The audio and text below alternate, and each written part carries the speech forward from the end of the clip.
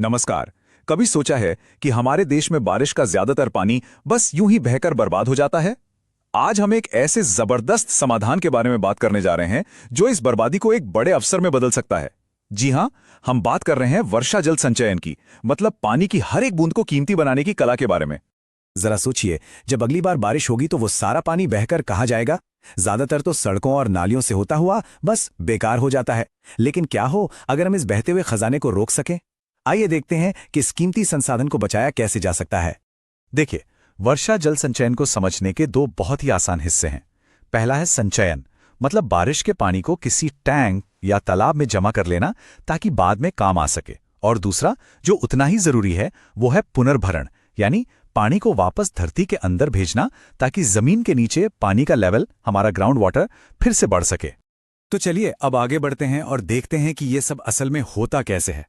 हम शुरुआत करेंगे कुछ ऐसे आसान तरीकों से जिन्हें हम अपने घरों में ही अपना सकते हैं, ताकि छत पर गिरने वाली हर बूंद सीधे धरती के खजाने में पहुंच सके। घर पर पानी बचाने का जो सबसे पहला और सबसे आसान तरीका है वो है पुनर्भरण पिट, या जिसे हम आम भाषा में सोख्ता गड्ढा भी कहते हैं। ये एक बहुत ही सरल लेकिन कमाल का तरीका है जिससे छत का सारा पानी सीधे जमीन के अंदर चला जाता है। और इसे बनाना भी काफी आसान है।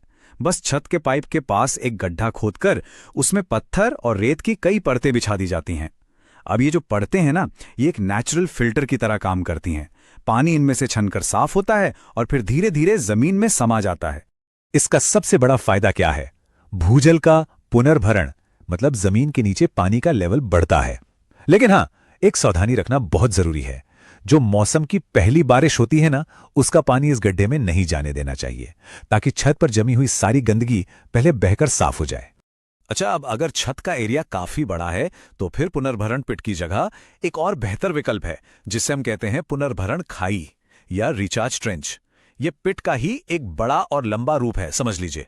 ये खाई भी बिल्कुल उसी तरह पत्थर और रेत से भरी होती है और एक फिल्टर का काम करती है, लेकिन ज्यादा लंबी होने की वजह से ये एक बहुत बड़े एरिया से पानी सोख सकती है। तो काम करने का तरीका वही है, लेकिन इसका असर कहीं ज्यादा बड़ा होता है। अब देखते हैं तीसरा तरीका।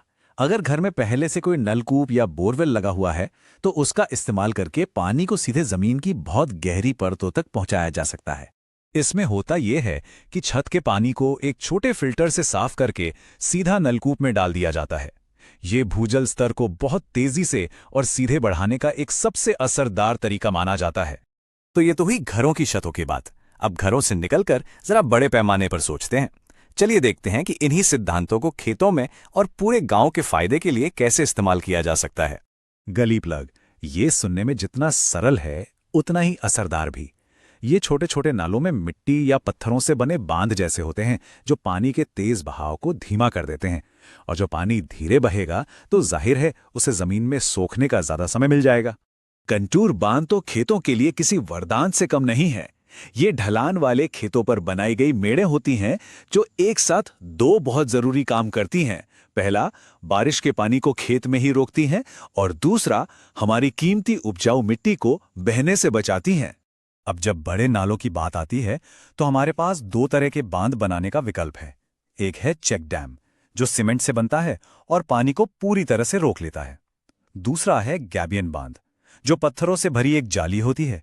ये पानी को रोकता नहीं, बल्कि उसकी रफ्तार को धीमा करता है और उसे फिल्टर भी कर देता है। और फिर एक और तरीका है जिसे पुनर्भरण कुआं कहते हैं। ये कुछ खास कुएं होते हैं जिन्हें तालाबों या बड़े नालों के पास बनाया जाता है, और इनका सीधा सा काम होता है सतह पर जमा पानी को एक पाइपलाइन की तरह सीधे भूजल तक पहुंचाना। तो इन सभी तरीकों को देखने के बाद चलिए अब एक नजर इस पर डालते हैं कि इन सब का कुल मिलाकर फायदा क्या है और हमें किन बातों का खास तौर पर ध्यान रखना चाहिए। तो इन सब कोशिशों का असर क्या होता है? ये हमारी जल सुरक्षा को मजबूत करते हैं। जमीन के नीचे पानी का स्तर बढ़ता है, जिससे सूखे के समय में भी पानी उपलब्ध रहता है। खेतों की मिट्टी का कटाव रुकता है, और तो और शहरों में बाढ़ का खतरा भी कम हो जाता है। मतलब ये हर लिहाज से एक जीत वाली स्थिति है। और जानते हैं, वर्षा जल संचयन की सबसे अच्छी बात क्या है? इसकी विविधता। हमने यहां 8 अलग अलग तरीकों की बात की, लेकिन सच तो ये है कि हर जगह और हर जरूरत के हिसाब से कोई ना कोई समाधान मौजूद है। ये दिखाता है कि पानी बचाने का कोई एक नहीं बल्कि कई रास्ते हैं। तो अंत में बस एक सवाल, क्या हम सब बारिश को एक समस्या की तरह देखने के बजाय एक कीमती संपत्ति के रूप में देख सकते हैं? एक ऐसा खजाना जिसे यूं ही बहकर जाने देने की जगह सहेज कर रखा जाए? ये सोचने वाली बात है ना?